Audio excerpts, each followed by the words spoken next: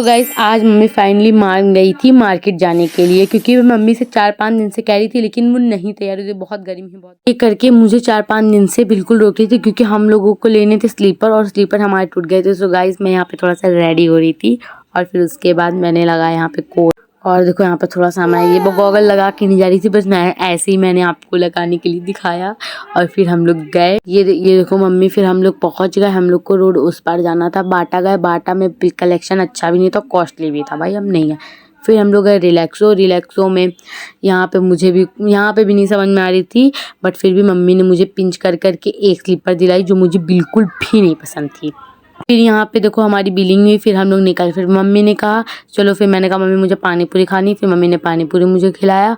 फिर हम लोग गए जूडियो में। भाई मुझे एक स्लीपर दिख गई थी, मुझे वो लेनी ही लेनी थी, तो इस वजह से अब मम्मी कह रही चलो ठीक है ले लो अब तुम, और फिर मैं वो दोनों ले लूँगा। मैंने कहा मम्मी तो बड़ी चालाक निकली। फिर गाइस रात भी हो गई थी और घर आके खाना भी बनाना था, क्योंकि मम्मी खाना नहीं बना के गई थी।